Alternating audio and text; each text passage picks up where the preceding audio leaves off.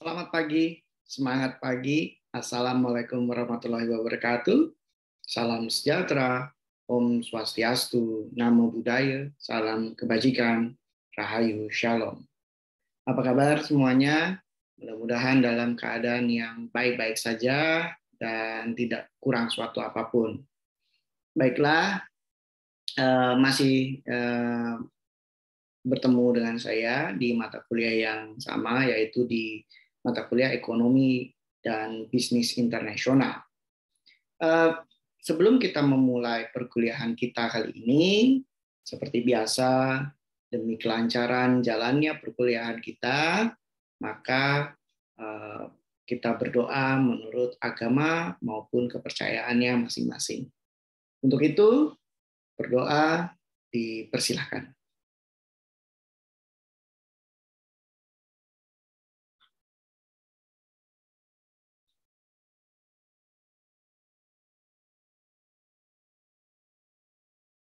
Baiklah, terima kasih. Semoga kalian dalam keadaan yang prima dan bisa dengan mudah nantinya menyerap apa yang saya paparkan kali ini. Baiklah, kali ini saya akan membahas sedikit tentang tenaga kerja atau perburuhan internasional.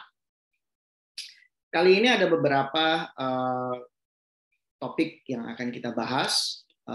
Topik besar kita adalah manajemen sumber daya manusia internasional. Nah, kali ini juga sesuai dengan capaian pembelajaran mata kuliah kita, ada beberapa topik yang harus kita bahas. Tadi kita bahas tentang International Human Resources ya. Topik kali ini ada beberapa, yaitu perbedaan regional atau juga budaya tenaga kerja. Kemudian juga tentang sistem perburuhan internasional. Dan nanti kita bicara sedikit tentang International Labour Organization ya, atau ILO di bawah PBB. Tetapi di pertemuan sebelumnya sudah saya sampaikan tentang ILO. Kemudian nanti juga kita membahas tentang persaingan tenaga kerja ya. Ini dalam konteks di dalam negeri maupun di luar negeri. Nah, kemudian nanti juga kita bicara tentang komposisi atau juga mobilitas tenaga kerja yang ada di dalam negeri. Nanti kira-kira kita juga akan lihat tingkat pengangguran, ya, kemudian juga angkatan kerja dan lain-lain di dalam komposisi dan mobilitas tenaga kerja. Baiklah, ini tadi adalah hal-hal yang akan kita bahas ke depannya. Ya, kita bisa membahas ini. Semoga kalian bisa mencari nantinya ya, penguatan-penguatan melalui buku-buku maupun juga jurnal-jurnal yang terkait dengan hal ini, gitu ya. Atau juga kita bisa lihat melalui perkembangan-perkembangan di dunia, ya, bisa melalui berita ataupun dari jurnal-jurnal pemberitaan yang terkini. Ya. Baiklah, saya akan lanjutkan membahas tentang perbedaan regional atau budaya tenaga kerja. Nah, kalau kita lihat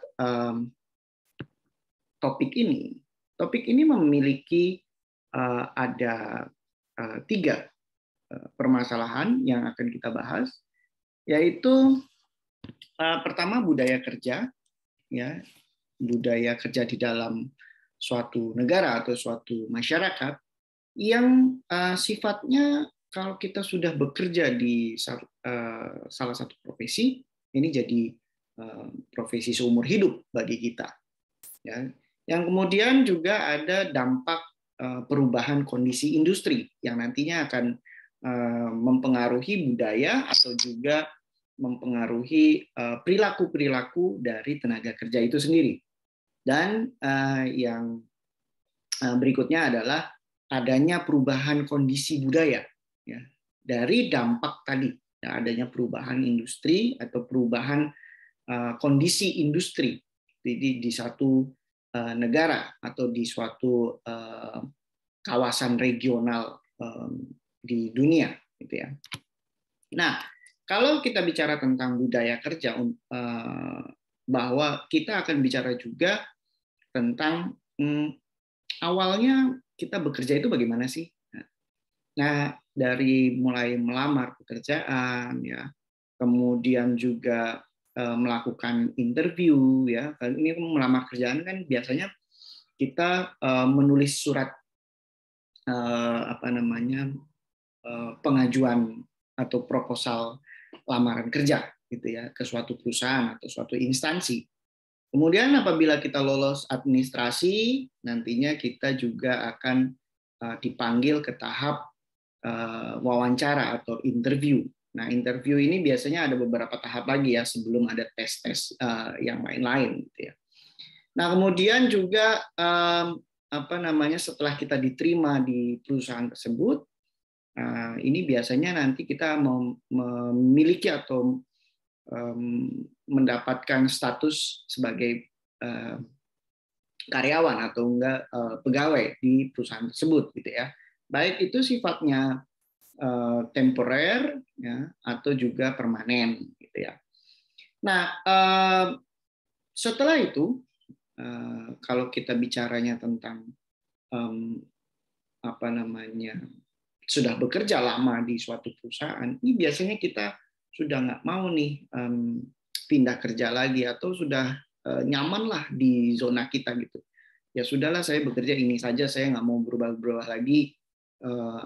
Saya nggak mau pindah-pindah lagi bagian, saya nggak mau pindah-pindah lagi perusahaan karena saya sudah nyaman di pekerjaan ini dan di perusahaan ini. Walaupun mungkin ada perasaan-perasaan atau wah, ini ada kekecewaan-kecewaan, gitu ya, ini tidak sesuai dengan harapan saya, atau juga kita bicara tentang kompensasi yang tidak sesuai, atau juga prestasi yang tidak dihargai, atau juga ada perilaku-perilaku perusahaan yang bisa dikatakan kurang menguntungkan bagi karyawan, gitu ya. Nah, ada kompensasi ataupun ada hal-hal yang menurut karyawan seharusnya ini dilakukan oleh perusahaan, tetapi tidak dilakukan. Gitu. Nah, ini juga akan mempengaruhi si karyawan itu sendiri, sehingga nantinya si karyawan itu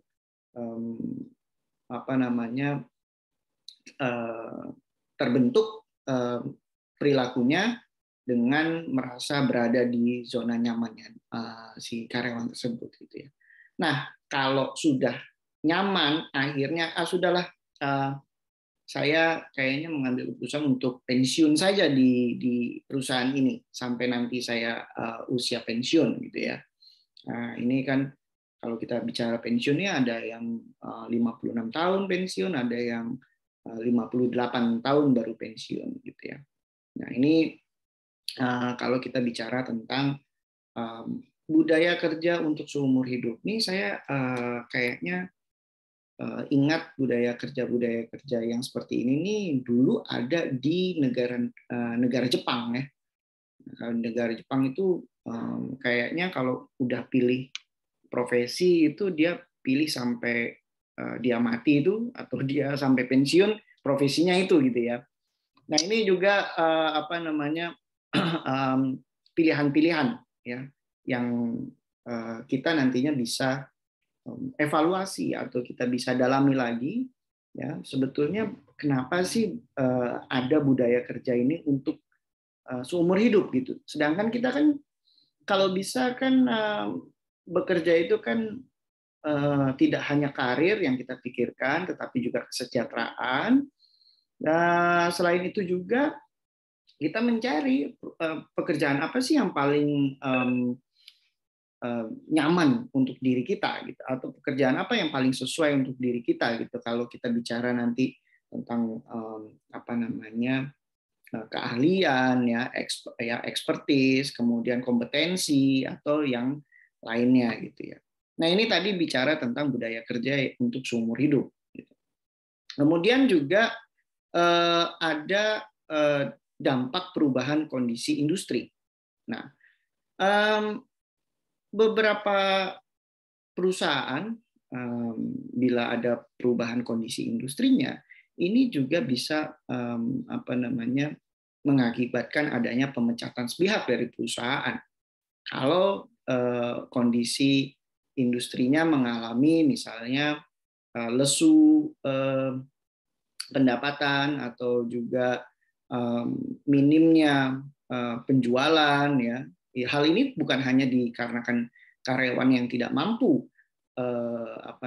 melakukan tugas-tugasnya, baik itu daily ataupun tugas-tugas khusus, tetapi juga bisa disebabkan oleh adanya faktor X, ya. Faktor X ini bisa perekonomian yang tiba-tiba menurun, atau valuta atau kurs mata uang kita juga langsung bisa menurun, atau perekonomiannya sedang lesu, gitu. Ini juga bisa terjadi, ya. Nah, sehingga perusahaan akan mengambil tindakan untuk pengurangan karyawan, misalnya seperti itu. Nah, kemudian juga hal ini akan mengakibatkan tingkat pengangguran yang tinggi, serta ya bisa disinyalir ada klinik psikiater ini penuh nantinya, ya, karena banyak orang yang dipecat atau di PHK, ya, ada dengan pesangon ataupun tidak dengan pesangon. Kalau perusahaannya merugi, maka kemungkinan membayar pesangonnya agak berat, gitu, ya. Nah, ini juga berdampak ke klinik psikiater, karena kalau kita bicara tentang tenaga kerja, berarti bukan hanya kesejahteraannya saja, ya, bukan apa yang dia didapat atau kompensasi yang didapat saja, tetapi juga kesehatannya, baik itu kesehatan fisik maupun kesehatan mentalnya. Ini harus kita perhatikan juga, gitu, ya. Nah, kemudian dengan adanya beberapa perubahan atau kondisi industri, maka kondisi budayanya juga akan berubah. Yang tadinya saya maunya ngelamar jadi full time worker deh, tapi akhirnya karena ada banyak kondisi yang seperti ini yang tidak menguntungkan, ya saya mendingan kerja lepas waktu aja atau part timer aja, ya. Kayaknya lebih menguntungkan bagi tenaga kerja. Tetapi dari sisi kemapanan atau kestedian seseorang dalam menjadi seorang karyawan, ini agak kurang menguntungkan, tapi kayaknya kalau zaman milenial sekarang ini udah kayaknya mulai ditinggalkan, ya, menjadi full time worker. Mereka maunya part time worker nih. Jadi bisa dimungkinkan bahwa setiap orang ini bisa punya 3 atau 4 pekerjaan, ya, dalam satu waktu, gitu, kira-kira. Nah, nanti di part time worker ini bisa ada yang namanya individual atau individual profesional, ya. Ini biasanya konsultan, kemudian eksekutif, ya. Ini biasanya nanti mereka lebih cenderung menginginkan tidak mau terikat, gitu, ya. Atau juga freelancer, ya. Ini freelancer banyak banget, ya. Content creator ini juga banyak yang freelancer, ya, di perusahaan-perusahaan besar. Kemudian juga web designer, ini banyak sekali juga yang freelancer, ya. Mereka nggak mau terikat karena kalau pekerjaannya sudah selesai, dia bisa mengerjakan pekerjaan yang lain dari perusahaan lain mungkin, gitu, ya. Nah, ini bisa dikatakan by project juga bisa menguntungkan juga, gitu, ya. Nah, ini tadi bicara tentang perbedaan regional atau juga budaya tenaga kerja. Nah, di dalam perbedaan regional ataupun budaya dalam kondisi tenaga kerja yang seperti ini saya ingat sekali di perusahaan-perusahaan besar di Jepang, ini praktek-praktek yang berkembang adalah sekali orang itu melamar di suatu pekerjaan dan diterima, orang ini memiliki pekerjaan yang dia terima tadi itu di dalam suatu perusahaan, ini jadi seumur hidupnya atau sampai dengan dia pensiun. Nah, untuk suatu negara yang penduduknya terbiasa dengan jaminan pekerjaan seumur hidup, pemecatan ini merupakan suatu istilahnya musibah yang besar lah bagi mereka. Nah, ini di Jepang ya. Nah, sekitar tahun 2000-an ya atau tahun 90-an akhir ini, Jepang ini mengalami resesi dan kehilangan lebih dari 1 juta lapangan pekerjaan ya. Nah, hal ini ternyata pada saat yang sama ini terciptanya pekerjaan part-timer atau temporer yang tadi saya sampaikan. Ada yang individual profesional, ada yang freelancer. Nah, perubahan-perubahan juga timbulnya outsourcing untuk jasa yang tadinya ini orang-orang yang mungkin dipecat-pecat tadi ini, sehingga dalam bekerja mereka jadi bekerja secara in-house, ya, baik itu sebagai accountant, ya, atau IT, marketing, atau juga manajemen sumber daya manusia, ya, atau juga purchasing, ya, pengadaan, atau juga sebagai ODP atau MDP, gitu ya, Operational Development Program atau Management Development Program di dalam suatu perusahaan, ya, ketika dia masuk ke dalam perusahaan itu. Nah, menurunnya tingkat kelahiran di negara Jepang pada waktu itu, ya, ini bisa menciptakan pekerjaan-pekerjaan dan juga masalah-masalah yang baru ternyata. Ya, beda sama Indonesia ya. Kalau Indonesia ini tingkat kelahirannya naik gitu ya. Kalau Jepang ini menurun gitu. Ya, bisa dikatakan Jepang adalah negara-negara orang tua gitu ya, karena orang mudanya sedikit gitu ya, dibandingkan orang Indonesia atau negara Indonesia ini negara-negara milenial gitu, karena jumlah milenialnya lebih besar dibandingkan jumlah orang dewasanya atau orang tuanya gitu ya. Nah, penurunan tingkat kelahiran di Jepang ini ternyata membuat jumlah manulanya ini atau orang tuanya ini menjadi krisis. Krisis apa? Krisis tenaga kerja. Karena tidak ada angkatan kerja yang bisa masuk ke dalam suatu perusahaan. Orangnya sudah tua-tua. Nah, hal ini dapat menjadi berita berita bagi orang-orang yang kehilangan pekerjaan. Karena budaya kerja untuk seumur hidup ini menjadi tidak sesuai. Nah, dengan adanya tadi pemecatan-pemecatan dan banyaknya atau tingginya tingkat usia manusia usia lanjut ya, maka ini menjadi peluang bagi yang tadi dipecat-pecatin itu. Nah, beberapa waktu belakangan ini ILO juga pernah melakukan penelitian, ya. Setidaknya ILO ini meneliti di usia-usia angkatan kerja, dan ya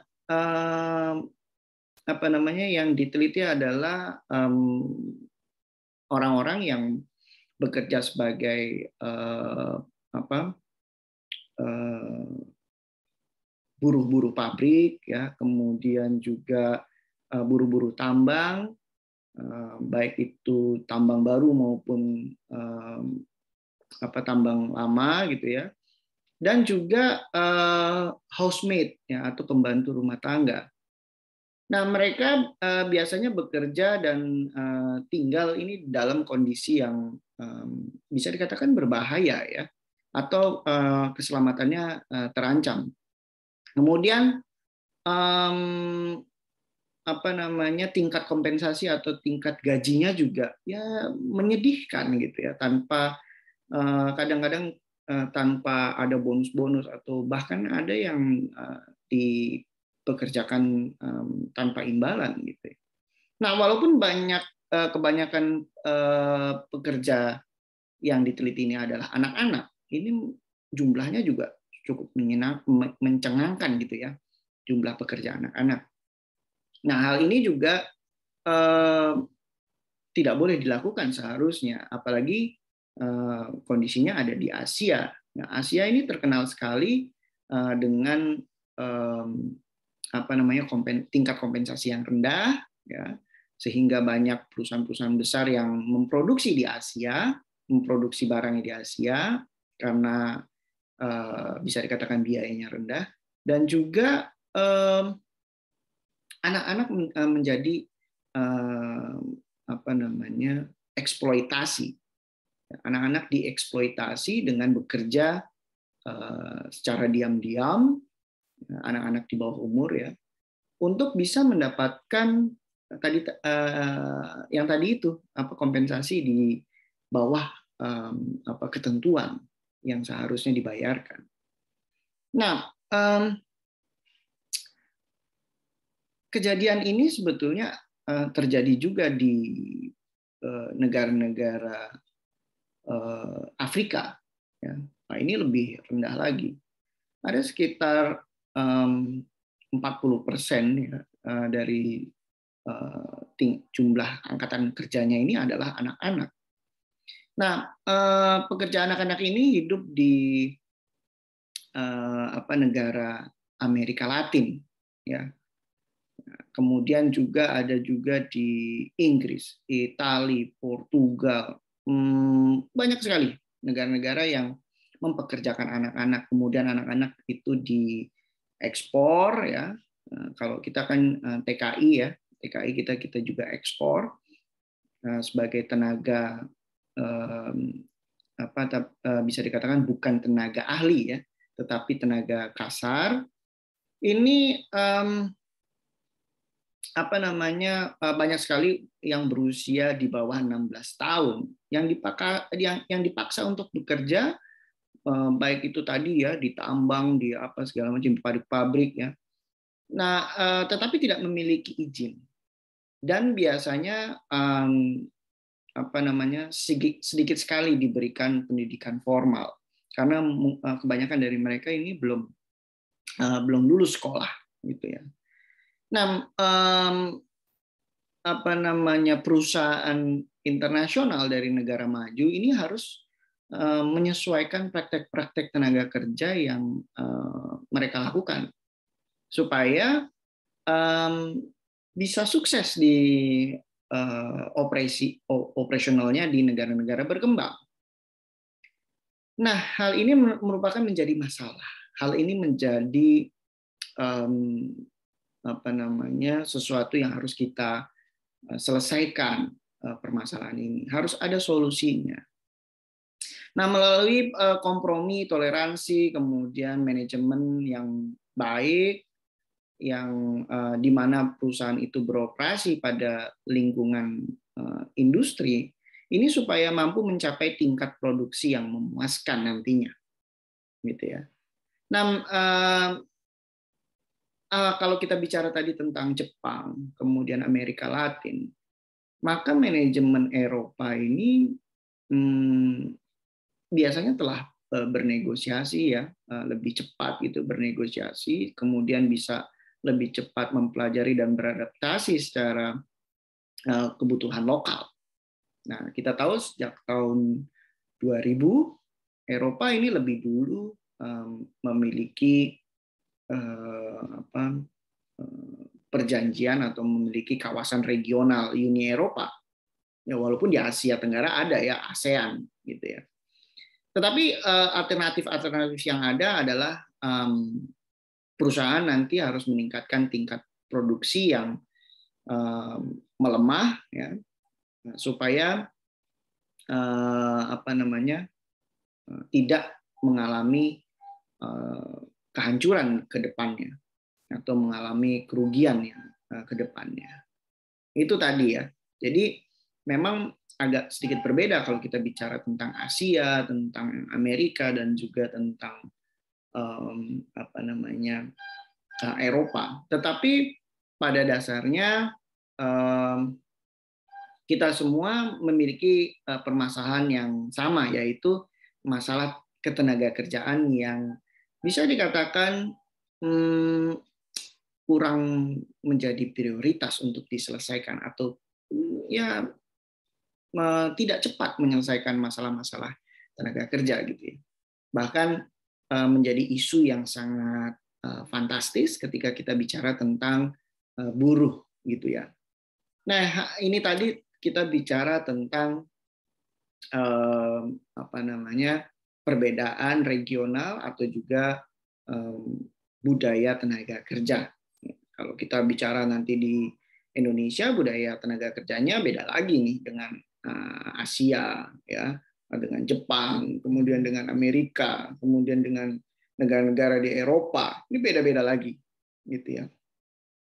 Karena memang setiap negara memiliki keunikan-keunikan atau juga memiliki peraturan-peraturan ketenagakerjaan yang berbeda-beda. Walaupun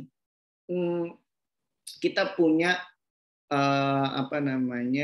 beberapa aturan-aturan yang diratifikasi dari aturan-aturan internasional atau hukum internasional, gitu ya, menjadi undang-undang. Nah, ini tadi kita bicara tentang perbedaan regional ataupun budaya tenaga kerja. Nah, kemudian saya akan masuk lagi ke dalam pembicaraan tentang international labor system. Ketika kita bicara tentang international labor system, maka harus ada badan pengawas, ya, atau badan yang memberikan standarisasi secara internasional. Nah, saat ini ILO atau International Labour Organization di bawah United Nations ini merupakan National Tripartite Advisory Body, atau bisa dikatakan badan advisory pihak ketiga ya, dari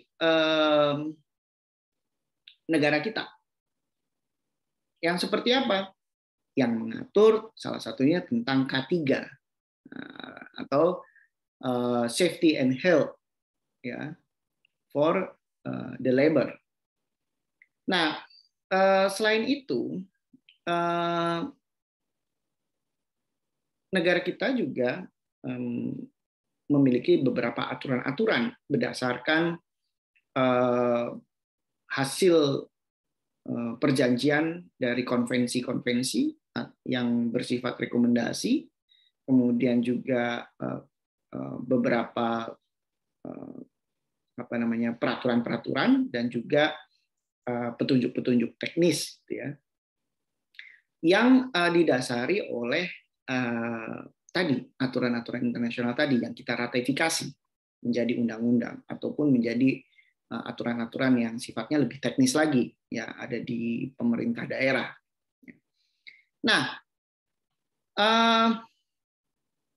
di dalam bicara tentang international labor system, we should talk about OSH management system, di mana bahwa ada beberapa hal yang harus kita ketahui, bahwa di dalam mengelola atau organizing safety and health ini kita harus punya yang namanya national program. atau program nasional di negara kita yang memiliki prioritas to promote safety and health culture with the target industry, with the target industry like construction industry, and then small and medium enterprise, algae culture, and so on. And then secondly, in organizing safety and health for the labor, we should talk about advocacy. Advocacy, willingness to help workers and provide the help desk. When the worker facing the problem with the law or with the company, the state or the country should willingness to help the workers. How? The National Guard or the national program should involve and make the regulation to the worker, so the worker can have the safety and the health, also the wealth. Ketika kita bicara tentang legislation, maka tadi kita sudah bahas di awal, ILO punya international law atau international act, ya, undang-undang internasional yang harus diratifikasi oleh kita. Kemudian kita akan membuat turunan-turunan produk hukumnya, ya, seperti undang-undang, kemudian perda di tingkat daerah, ya, atau juga juknis, ya, di tingkat kementerian dan lembaga hingga dinas di pemerintahan daerah. Dan juga jangan lupa mengimplementasi aturan-aturan tadi. Ketika kita tidak melakukan itu, hanya membuat aturan-aturan saja, maka yang terjadi adalah lemahnya penegakan hukum, lemahnya pengawasan, ini akan membuat kerugian bagi para pekerja. Nanti pekerja siapa yang mau membantu? Kemudian bagaimana membantu secara atau mengadvokasi pekerja-pekerja ini kalau bukan pemerintah yang menjadi ininya. Makanya tadi ILO adalah sebagai badan pihak ketiga, ya, tidak hanya sebagai pengatur tetapi juga penjembatan antara workers and then company and then with the country, gitu ya. Wah, ini banyak sekali yang harus kita bicarakan. Then after we implement the regulation or have make a new legislation, so we must do the inspection. We must making a cross-check between the regulation and the implementation. Also, when the company implementing the regulation well known, we must, or the country must give a reward. Also, when the company cannot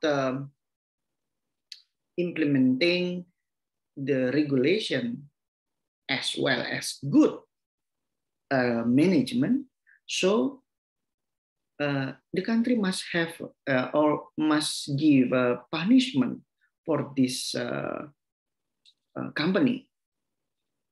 That's make the workers profit, yeah. And then the last is knowledge and support services. the company should give or giving opportunity to the worker from making training and socialization of organizing safety and health, which is the country can make a certification of this safety and health. But some company don't do that, and then the worker have no certification or have no knowledge in order to making their job. So this is the challenge: how to make the worker have a good knowledge, have a good certification, and then the company can running their business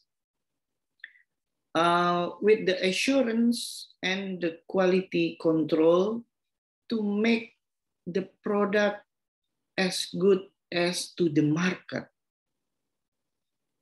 So this is the international labor system.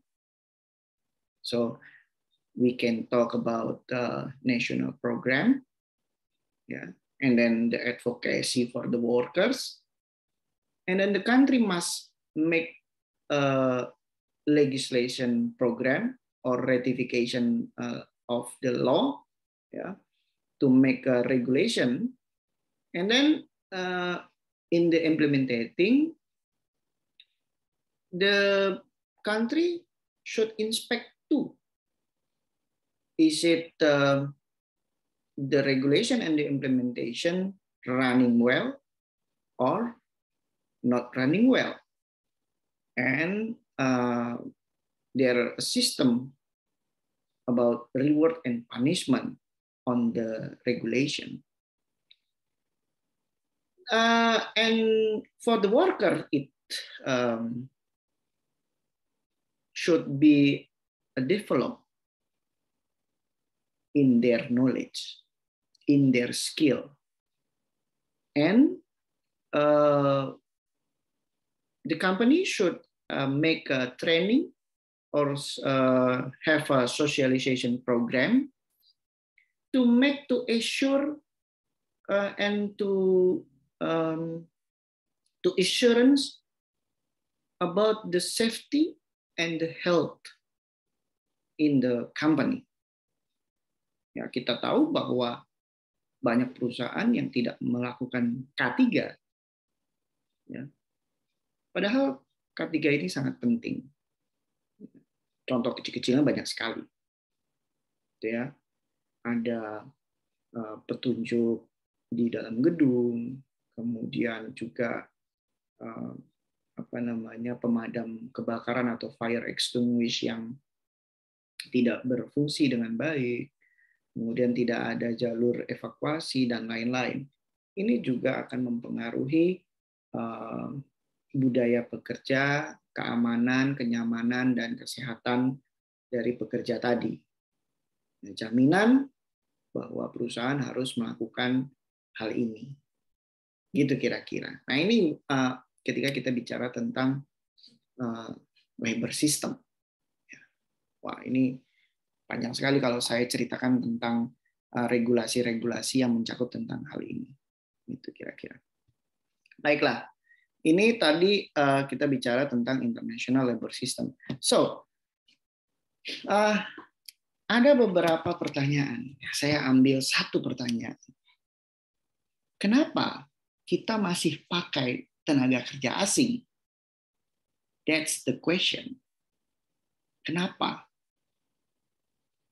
Nah, saya akan jabarkan sedikit ya tentang National Competitive Labor Development, bahwa di dalam pengelolaan sumber daya manusia atau di dalam ketenagakerjaan ini nantinya perusahaan akan sangat sulit sekali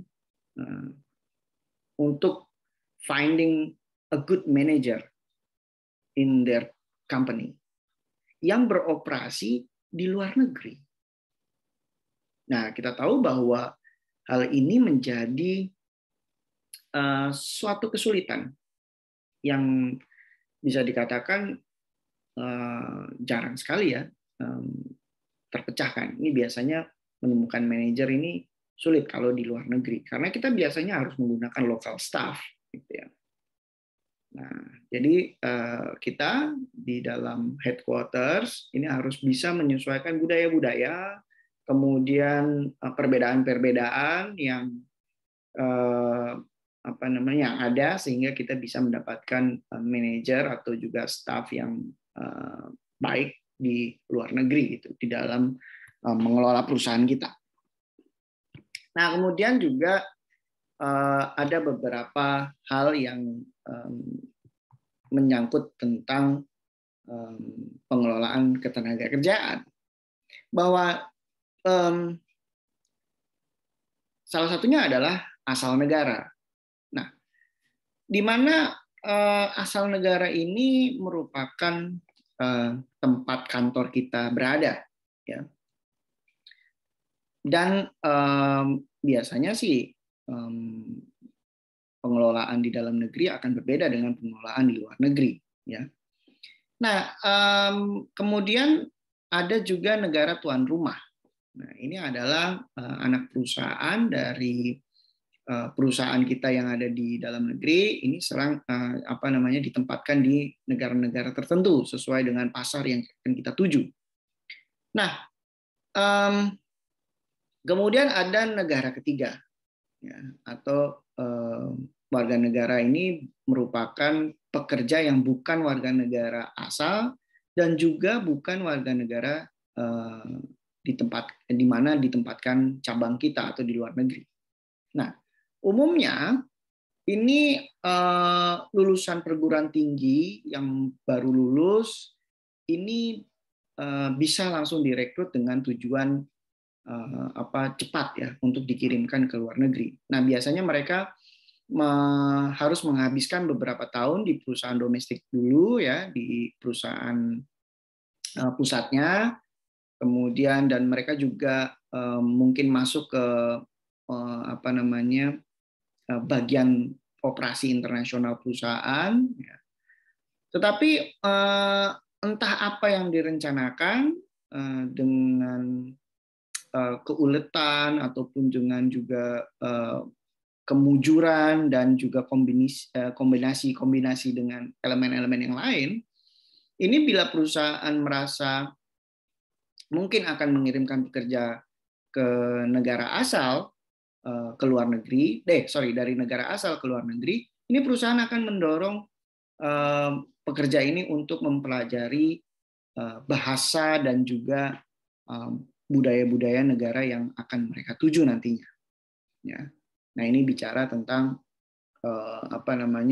asal negara ini juga mempengaruhi ya ketika kita bicara tentang perusahaan. Kemudian juga seleksi dan pelatihan ini menjadi salah satu penentu juga bahwa pelatihan bagi penduduk negara tuan rumah ini akan berbeda dengan pelatihan bagi penduduk di negara asal, karena penduduk negara tuan rumah ini kemungkinan kurang memiliki pengetahuan mengenai teknik bisnis ya, yang saat ini berjalan, dan juga mengenai si perusahaan tadi. Nah, penduduk tuan rumah yang direkrut di negara asal ini si pekerjaan nanti akan diindoktrinasi ya mengenai kebijakan-kebijakan, kemudian mengenai tentang prosedur-prosedur ya dari yang dijalankan perusahaan, serta menjalankan beberapa pelatihan-pelatihan kerja dan fungsi yang spesifik ya, nanti mungkin akan ditempatkan di bagian keuangan, bagian pemasaran, atau juga produksi. Nah,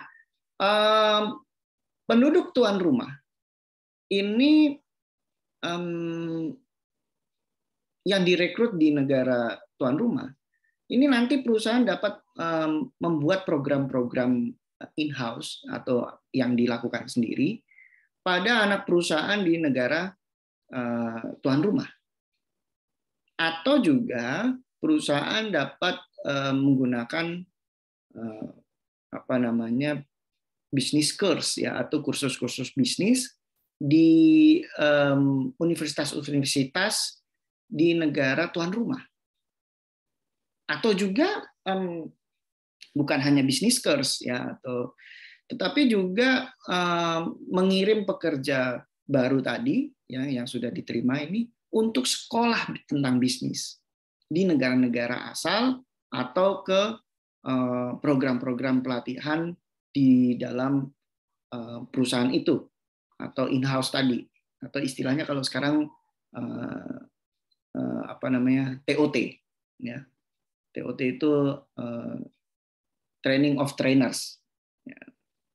Nah, ini tadi kalau kita bicara tentang seleksi dan pelatihan. Jadi kita harus benar-benar menyeleksi pekerja atau lokal staff yang benar-benar sesuai yang dibutuhkan oleh perusahaan dengan kebijakan-kebijakan yang disesuaikan dari kebijakan-kebijakan perusahaan pusat di negara asal gitu ya.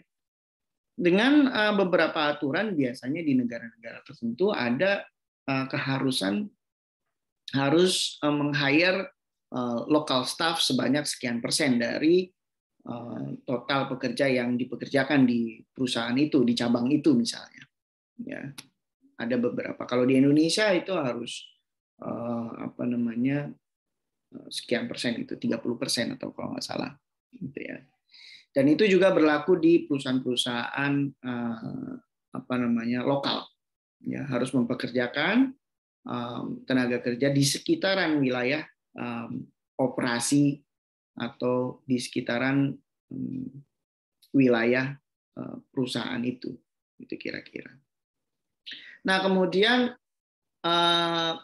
ketika kita bicara tentang National Competitive Labor Development, kita juga bicara tentang kondisi negara ketiga, bahwa penduduk negara ketiga ini mungkin menerima gaji dan keuntungan yang lebih rendah daripada pekerja negara asal. Kalau kita konteksnya kita sebagai di Indonesia misalnya sebagai negara yang dibuka cabang baru dari misalnya dari Amerika atau headquarters-nya di Inggris atau di mana gitu ya. Nah, dibukalah cabang di Indonesia. Nah,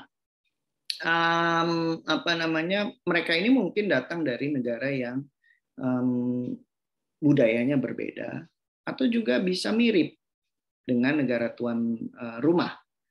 Nah, perilaku negara tuan rumah atau perusahaan-perusahaan yang beroperasi di negara tuan rumah ini bisa membuat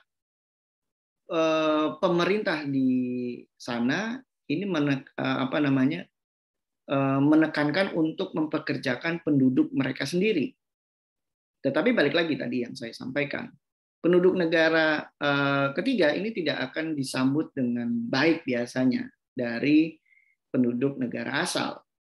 Tetapi kewajiban memiliki local staff itu keharusan.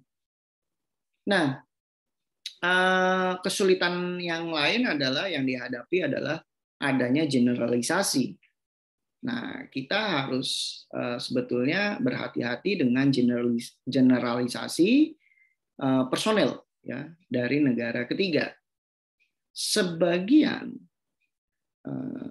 karena orang-orang ini mencapai status tersebut dengan cara yang berbeda-beda, maka kita harus benar-benar mengetahui budaya, aturan, dan kebiasaan-kebiasaan pekerja di negara tersebut. Gitu kira-kira. Nah, setelah itu juga kalau kita bicara tentang tadi ya ada local staff, kita juga harus bicara tentang expatriate. Nah, sebelum kita mengambil pekerjaan itu, kalau kita ditawari untuk ditugasi di luar negeri, nah kalian harus bisa menanyakan ke superior kalian atau ke atasan kalian agar dia mengatakan dengan jelas ya apa sih sebetulnya yang diharapkan sama perusahaan untuk mencapai target atau mencapai misi-misi tertentu, gitu ya. Nah, bisa juga ada kemungkinan bahwa meskipun semua usaha dan tindakan pencegahan sudah kalian lakukan, ya jaga-jaga supaya nggak ini, supaya nggak itu, gitu ya. Tetapi perusahaan akan dengan mudah melupakan atau juga tidak menghargai kalian, gitu ya. Nah, jangan sampai hal ini terjadi. Nah, kalian seharusnya juga harus bisa mengambil keuntungan dari pekerjaan yang kalian terima, gitu ya, dengan sebaik-baiknya. Nah, mempelajari kondisi yang baru, ya, situasi yang baru, pasar yang baru, ya. Kemudian juga menambahkan kemampuan berbahasa asing, ya, karena kita bertugas di negara yang berbeda, gitu ya. Serta meningkatkan pemahaman kalian yang lebih baik atas kebudayaan, ya, kemudian membuat jaringan-jaringan baru, ya, bukan hanya jaringan baru tetapi juga jaringan sosialisasi, pertemanan, persahabatan di negara baru ini akan menguntungkan buat kalian. Nah, semua ini akan membuat kalian menjadi bernilai tinggi, ya, bagi perusahaan. Nah, kalau kalian memiliki nilai-nilai tadi atau bisa dengan menambah kemampuan bahasa, kemudian mempelajari pasar baru, membuka peluang-peluang, ya, memiliki teman yang banyak, ini akan perusahaan akan menyadari bahwa ternyata ada nih karyawan yang memiliki potensi untuk ini. Tidak hanya dia sebagai karyawan yang baik, bahkan mungkin dia bisa dicalonkan menjadi tim leader atau pimpinan di dalam cabang tersebut. Karena dengan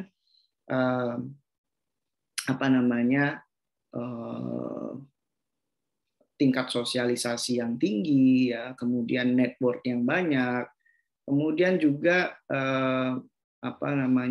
membela di sisi karyawan ataupun di perusahaan tidak terlalu condong terlihat, kemudian juga memiliki network kerja yang luas, gitu ya, punya jaringan bisnis yang jaringan network bisnis yang luas. Ini juga akan menguntungkan bagi kalian, gitu ya. Nah, ini tadi kalau kita bicara tentang ekspatriat, ya, kalau kita sebagai ekspatriat. Kemudian ada lagi yang menarik adalah kalau kita bicara kompensasi. Nah, kompensasi ini berbeda ya setiap negara. Nah, beberapa perusahaan ini menggunakan konsep gaji yang sama untuk kerja sama yang lebih maju, ya, atau satu langkah ke depan gitu untuk membayar gaji pokok yang sama kepada warga negara tuan rumah. Nah, di negara-negara yang mengharuskan adanya bonus tahunan atau uang saku bagi penduduknya, warga lokal ini mungkin menerima gaji yang lebih tinggi daripada yang dibayarkan kepada ekspatriat. Nah, walaupun perusahaan biasanya memberi pembayaran ekstra untuk mencegah ekspatriat ketinggalan dalam hal ini, maka kompensasi bagi pekerja yang ditambahkan ke gaji pokoknya ini karena adanya pengeluaran lebih ketika harus tinggal di luar negeri. Nah, misalnya ada kebijakan perusahaan tentang pemberian uang saku. Nah, ini uang saku itu macam-macam ya. Contohnya misalnya ada uang saku tempat tinggal, ada uang uang saku biaya hidup, ya, kemudian untuk perbedaan pajak, ya, kemudian juga uang saku pendidikan kalau ditugaskan belajar gitu ya, atau juga uang saku perpindahan dan juga orientasi, masa orientasi ketika biasanya kita prajabatan di suatu negara, kita ada namanya uang saku perpindahan atau uang saku orientasi. Nah, kompensasi bagi pekerja ekspatriat yang ditambahkan ke gaji pokok dan uang sakunya adanya kesulitan. Apa kesulitannya? Kesulitannya adalah penyesuaian. Penyesuaian hidup, kemudian ketidaknyamanan atau beberapa risiko-risiko bahaya yang dihadapi, ya, kalau kita bicara tentang expertise, ya, bicara tentang tenaga ahli. Kita mungkin bertugas di lepas pantai atau yang lainnya. Nah, ada juga kalau kita tadi bicara kompensasi, selain uang saku ada juga bonus. Nah, ini ada negara-negara yang memiliki aturan-aturan yang harus karyawannya itu mendapatkan bonus tahunan gitu ya. Nah, bonus apa saja?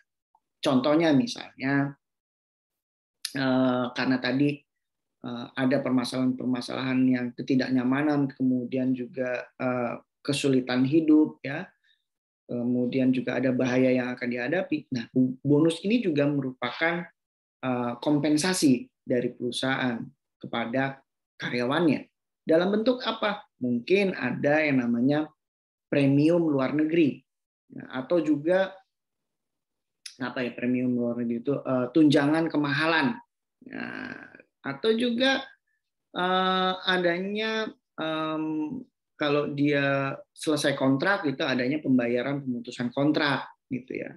Kemudian ada juga izin pulang dari ke negara asal gitu. Kalau kita ditugaskan di suatu negara, kita pengen pulang lah gitu, pengen mudik gitu misalnya.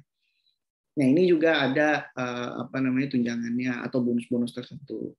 Kalau dia harus tetap bekerja, ya, tidak bisa mendapatkan izin pulang ke negara asal. Nah, ini ada bonus tertentu gitu ya.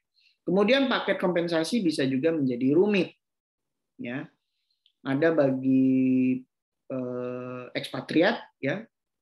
Ini dapat mencakup banyak sekali jenis pembayaran atau penggantian biaya-biaya, dan harus mempertimbangkan juga nilai tukar mata uang, ya. Oh ya, satu lagi juga jangan lupa inflasi. Inflasi ini jarang sekali dijadikan penentu dalam menentukan gaji pokok, kemudian tunjangan-tunjangan dan lainnya. Sedangkan inflasi ini terus naik terus gitu ya, tetapi gajinya segitu-segitu aja. Nah, ini juga harus sebagai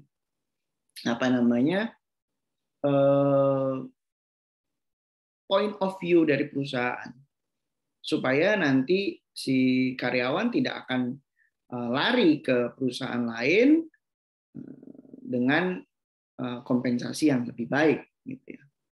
Nah, meskipun beberapa perusahaan mempunyai banyak paket kompensasi, ya, yang berbeda-beda, ya, setiap perusahaan punya kebijakan yang berbeda. Ini khusus untuk warga negara ketiga ini ada kecenderungan untuk menganggap mereka ini sama seperti ekspatriat dari negara asal. Nah, beberapa masalah yang muncul, ya, ini akan berujung ke perhitungan pajak penghasilan. Ya. Ini setiap negara berbeda-beda. Indonesia saja sudah 11%. Kemarin mengalami kenaikan 1%, ya, akibat kebijakan fiskal yang dikeluarkan oleh negara. Kemudian juga bisa juga bonus izin pulang ke negara asal atau mudik tadi, ya. Kalau nggak diperbolehkan mudik, maka dia harus mendapatkan bonus-bonus tertentu gitu ya dalam masa bekerjanya mereka, gitu kira-kira. Nah ini tadi apa namanya kalau kita bicara tentang National Competitive Labor Development, ya, yang konteksnya ketenaga kerjaan, gitu kira-kira. Nah, baiklah, ada beberapa kalau kita bicara tentang penguatan tenaga kerja, ada beberapa hal yang sudah dilakukan oleh pemerintah kita, kalau pemerintah Indonesia. Walaupun ini sudah dilakukan dari jauh-jauh hari. Tetapi mari kita ulas sedikit bahwa pemerintah dengan semangat mempercepat peningkatan kompetensi sumber daya manusianya, ini ditujukan untuk menghadapi persaingan dengan tenaga kerja asing. Nah, kita ingat tadi ya, pertanyaannya, kenapa kita tetap pakai tenaga kerja asing? Nah, nanti kalian akan jawab sendiri. Nah, beberapa strategi-strategi penguatan tenaga kerja nasional Republik Indonesia, datanya dari Kementerian Informasi, bahwa ada beberapa hal yang dilakukan, yaitu percepatan KKNI atau juga kerangka kualifikasi nasional Indonesia. Ya, hal ini mencakup ke semua lini industri. Ya. Kemudian menetapkan ada 85 standar kompetensi, ya, atau SKKNI namanya, yang nantinya akan menguntungkan bagi pekerja kalau dia memiliki standarisasi nasional, ya, atau bersertifikasi. Nah, ini ada yang namanya Badan Nasional BNSP, ya, Badan Nasional Sertifikasi Profesi. Nah, ini juga memberikan sertifikasi atau ujian-ujian untuk melegitimasi kompetensi yang dimiliki oleh pekerja-pekerja. Wah, ini ada beberapa universitas-universitas yang sudah memiliki kerjasama dengan BNSP, ya, atau Badan Nasional Sertifikasi Profesi. Jadi sehingga ketika dia sudah lulus, dia memiliki beberapa sertifikasi yang mendukung kompetensinya dia, gitu ya. Nah, jadi kita harus memanfaatkan lembaga sertifikasi profesi di kampus-kampus. Ya. Kemudian yang ketiga ada akreditasi Balai Latihan Kerja atau BLK, ya, dan juga pelatihan lembaga pelatihan kerja, ya, LPKS. Ya, ini biasanya untuk pekerja-pekerja undergraduate. Ya. Kemudian juga pelatihan wirausaha, ya,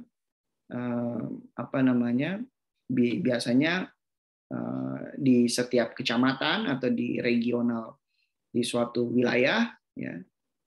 Ini ada BLK yang mengajari untuk kursus menjahit, ya, kemudian kursus komputer dan lain-lain untuk meningkatkan kompetensi masyarakatnya yang berada di usia angkatan kerja, gitu ya. Jadi kualitasnya naik, gitu ya. Nah, kemudian ada pembangunan BLK, ya, dan terus ditambah sehingga ini juga ada hubungannya dengan TKI, ya. Jadi ketika kita nanti mengirimkan tenaga kerja Indonesia ke luar negeri, jadi mengirimkannya bukan tenaga kerja yang unskilled atau tidak memiliki skill atau tidak berkompetensi, tetapi memiliki kompetensi. Janganlah kita mengekspor atau mengirimkan tenaga kerja Indonesia yang unskilled. Jatuhnya di sana akan menjadi buruh-buruh kasar, gitu ya.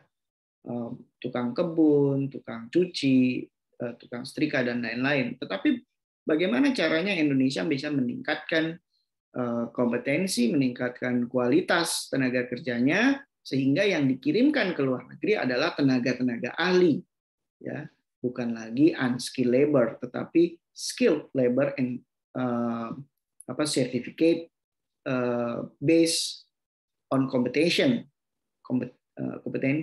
gitu ya. Kemudian adanya maintenance bagi alat-alat di BLK supaya bisa tetap mengikuti perkembangan industri, dan juga meningkatkan lembaga-lembaga sertifikasi, ya, bidangnya ditambah, serta ada payung hukum yang mengatur tentang tenaga kerja asing, ya, ataupun tenaga kerja kita sendiri melalui beberapa aturan-aturan yang nanti akan kita lakukan, gitu ya, bagi perusahaan. Nah, ini tadi bicaranya tentang National Competitive Labor Development. Nah, kemudian ada lagi, kalau kita bicara hal ini akan berkaitan dengan yang namanya daya saing tenaga kerja. Wah, ini kita bisa lihat bahwa Indonesia masih berada di ranking global 40-an. Sedangkan kalau kita lihat ranking kesiapan sumber daya manusianya masih di bawah atau masih 50, 49 gitu ya. Nah, hal ini menjadi tidak kompetitif bagi Indonesia. Karena apa? Kesiapan sumber daya manusianya ini tidak diiringi dengan kemampuan keahlian, gitu ya. Jadi yang kita kirim terus unskilled labor. Nah, kita lihat bahwa Singapura memiliki tingkat ranking global itu hampir masuk ke 10 besar. Nah, kalau kita lihat dari persaingan di regional ASEAN. Nah, hal ini menjadi sesuatu yang harus kita pikirkan ke depannya. Mau kemana masa depan Indonesia kalau tidak mengedepankan kompetensi? Wah, kalau masih suka atau tidak suka ya susah ya, gitu. Tetapi balik lagi, apa sih yang akan kita ambil dari ini semua? Apakah mengedepankan sisi profesional pekerja Indonesia ini menjadi sesuatu keharusan, atau mengirimkan sebanyak-banyaknya tenaga kerja Indonesia tanpa memikirkan kompetensinya atau keahliannya? Nah, mari kita harus bisa mengubah hal ini semua untuk menyelesaikan beberapa permasalahan tentang ketenaga kerjaan Indonesia. Nah, beberapa persoalan tenaga kerja ada, yaitu rendahnya pendidikan, tingkat pendidikan seorang pekerja. Ya, kalau kita lihat data ini saya ambil dari katadata.co.id, bahwa beberapa tahun yang lalu ini cenderung tenaga kerja kita ini unskilled labor, seperti yang tadi di depan saya sampaikan, bahwa pendidikan SD ke bawah atau tidak lulus SD ini besar sekali, ya, lebih dari 50 juta. Nah, sedangkan dengan SMK atau SMA ini kira-kira 37%.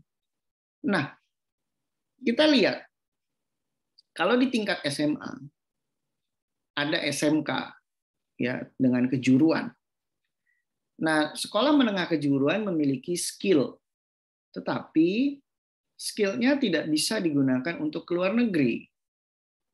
Nah, Industri-industri terapan ini akan menggunakan tenaga kerja yang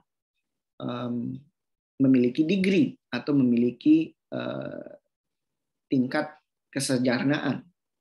Kalau dia sarjana, dia akan bisa masuk ke middle management. Ya, walaupun tidak semuanya, tetapi rata-rata begitu. Nah, kalau kita lihat dari tingkat pendidikan diploma maupun perguruan tinggi ini, tingkatnya masih kecil sekali. Nah, makanya ada ketidaksesuaian pendidikan dengan pekerjaan. Nah, bahwa ketidaksesuaian pekerjaan dengan tingkat pendidikan dan upah ini mengalami vertical mismatch. Selain itu juga kualifikasi pekerjaan dengan latar belakang pendidikan ini menjadi horizontal mismatch. Nah, kita lihat di sektor pertanian ini banyak sekali mismatch ya, vertical mismatch-nya. Kemudian sektor manufaktur ini kualifikasi pekerjaannya yang mismatch. Kemudian kalau di sektor jasa juga banyak sekali latar pendidikan yang tidak sesuai gitu ya. Nah, ini kalau sektor pertanian ini pekerjaan sama tingkat pendidikannya ini nggak sebanding nih. Jangan-jangan banyak sarjana pertanian yang bekerja di perbankan. Wah, ini kita nggak tahu ya. Nah, ini tapi berdasarkan survei. Ya. Nah, ini adalah persoalan-persoalan tenaga kerja di Indonesia. Gitu. Nah, kemudian kalau kita lihat solusinya apa ya? Gitu. Wah, solusinya persoalan tenaga kerja Indonesia adalah pertama harus adanya pelatihan vokasi, ya, atau tadi advokasi. Kemudian harus ada program magang berbasis kompetensi di perusahaan-perusahaan. Dan yang paling penting adalah sertifikasi kompetensi. Supaya apa? Supaya mereka semua bisa mendapatkan pekerjaan yang sesuai, tidak lagi mengalami vertikal maupun horizontal mismatch di dalam ketidaksesuaian pendidikan dan pekerjaan. Nah, apalagi kalau kita tahu bahwa pendidikan pekerjaan ini didominasi dari lulusan SD ke bawah atau tidak lulus sekolah dasar. Wah, sungguh mencengangkan ya. Tapi mudah-mudahan ini akan kita perbaiki ke masa depan. Nah, itu tadi National Competitive Labor Development. Kalau kita bicara melalui pendekatan regional ASEAN, kemudian juga ada beberapa persoalan tenaga kerja yang menjadi menjadi fokus kita untuk perbaikan-perbaikan ke depannya. Gitu kira-kira. Nah, kemudian ada lagi yaitu composition and mobility of Indonesian labor. Nah, ketika kita bicara tentang komposisi dan mobilitas tenaga kerja Indonesia, maka kita harus lihat beberapa hal yang berikut ini, gitu ya. Ini agak kurang jelas, saya juga dapatkan sudah tidak jelas dari data website BPS. Maka dari data BPS, keadaan tenaga kerja Indonesia ini tahun 2021 ini bahwa ada beberapa kenaikan penduduk yang terdampak dari pandemi COVID-19, gitu ya. Ada sebesar 11,67%. Ya. Nah, kemudian juga disinyalir juga pandemi COVID-19 ini berdampak terhadap kondisi ketenagakerjaan Indonesia. Nah,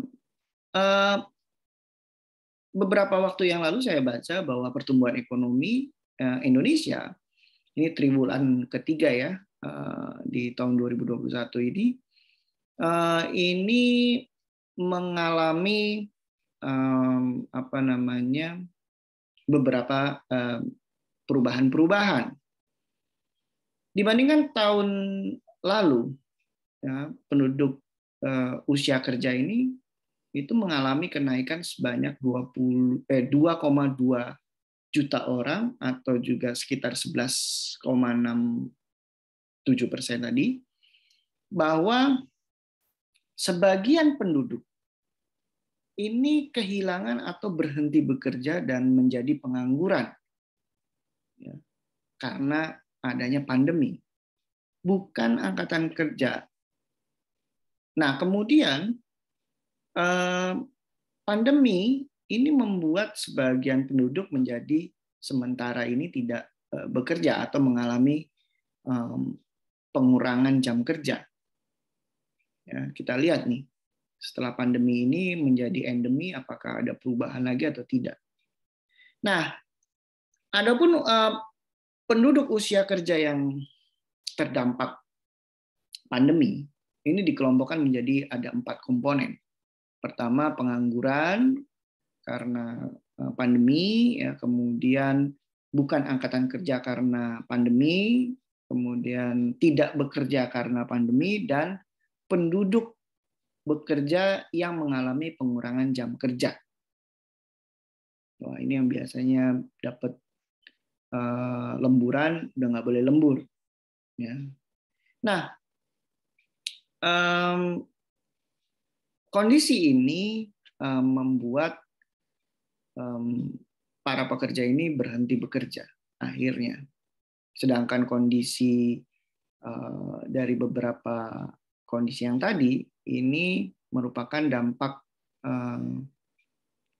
yang dirasakan oleh pekerja, tetapi mereka masih bekerja walaupun dikurangi ya waktu bekerjanya atau porsi bekerjanya. Nah,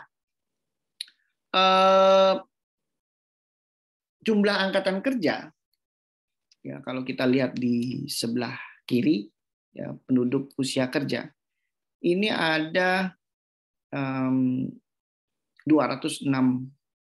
juta orang, di mana angkatan kerja pada waktu di survei ini merupakan penduduk yang bekerja dari berbagai macam pekerjaan atau jenis pekerjaan. Lapangan pekerjaan yang mengalami peningkatan dalam persentase yang terbesar adalah sektor industri. Ya. Kemudian lapangan pekerjaan yang mengalami penurunan yang terbesar yaitu ada di sektor pertanian, kemudian perhutanan, dan juga perikanan. Ya. Nah, selanjutnya ada tenaga kerja yang bekerja pada kegiatan informal. Ini mengalami penurunan dibandingkan tahun-tahun sebelumnya di tahun 2020-an. Ya. Nah, presentasi pekerja paruh waktu atau part-timer ini sebesar 1% lah kira-kira pada waktu itu. Nah, sedangkan persentase setengah pengangguran, nah ini ada istilah setengah pengangguran, ini juga turun menjadi sekitar 1,5% lah ya dibandingkan tahun 2020. Nah, jumlah pekerja komuter pada 2021 ini sebanyak 7 jutaan ya, atau mengalami kenaikan. Nah, selain itu juga kita Anda lihat di sini saya tulis ada tingkat pengangguran terbuka. Ya. Nah, dari data BPS juga tingkat pengangguran terbuka kita pada tahun 2021 ini mencapai lebih dari 9 juta orang. Ya. Nah, ini menunjukkan adanya penurunan jumlah tingkat pengangguran terbuka dari posisi tahun lalu, tahun 2020, ya, sebesar 9,7 juta gitu ya, atau sekitar 7%-an lah. Nah, di tahun 2021 tingkat pengangguran terbuka ini turun menjadi kurang dari 1% dibandingkan tahun 2021. Namun mengalami kenaikan sebesar hampir 0,5% lah ya dibandingkan tahun sebelumnya. Nah, pada periode yang sama, tingkat pengangguran terbuka laki-laki ini ternyata memiliki data yang lebih tinggi dibandingkan tingkat pengangguran perempuan. Nah, tingkat pengangguran terbuka laki-laki ini turun dibandingkan tahun lalu, ya, dan masing-masing sebesar kurang dari 1%. Nah, sedangkan kalau kita lihat jumlah tingkat pengangguran terbuka perempuan ini mengalami penurunan sekitar 0,5%, maka jumlah angkatan kerja tahun 2001 ini sebanyak 140 juta orang. Ini naik loh jumlahnya dibandingkan tahun 2020.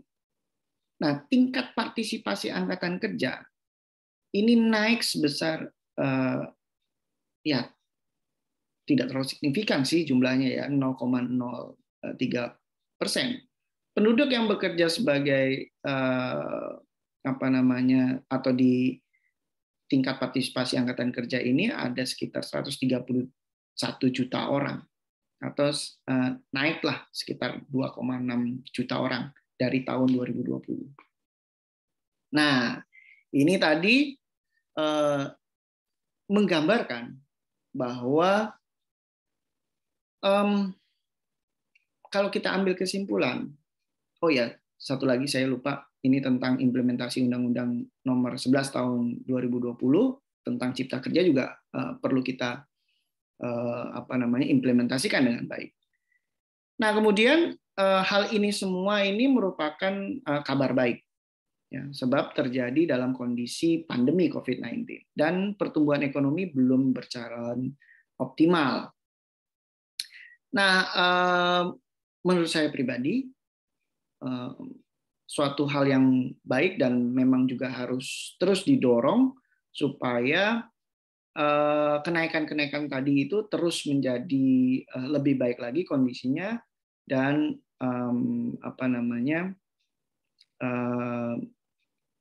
implementasi dari Undang-Undang Nomor 11 Tahun 2020 tentang Cipta Kerja ini harus dijalankan secara optimal, ya.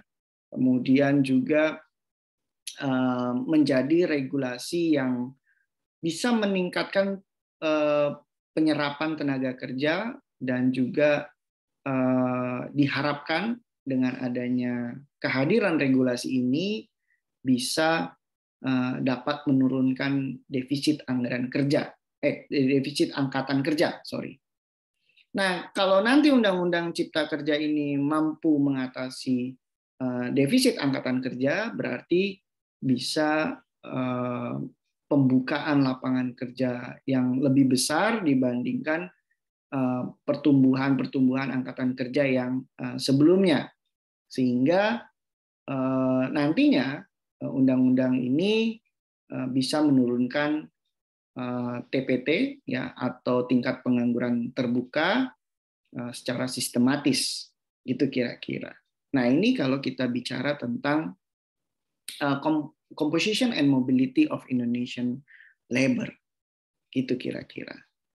Nah, saya rasa itu saja penjelasan dari saya mengenai ketenagakerjaan kali ini, ya, menyenggol ketenagakerjaan internasional dan juga nasional.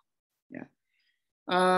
Besar harapan saya kalian bisa lebih membaca lagi dan lebih mengulas lagi tentang materi kita kali ini, karena banyak hal yang tidak bisa saya sampaikan dalam sekali pertemuan, ya.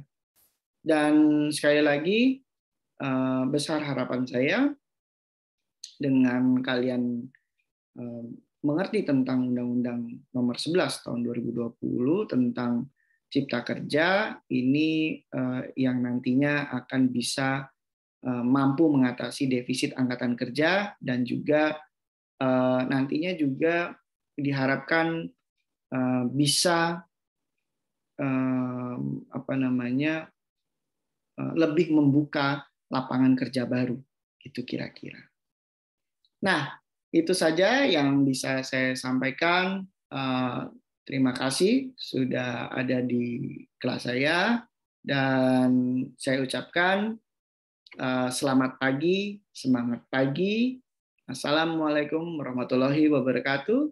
Salam sejahtera, Om Santi Santi, Nama Budaya, salam kebajikan, Rahayu, Shalom. Sampai jumpa.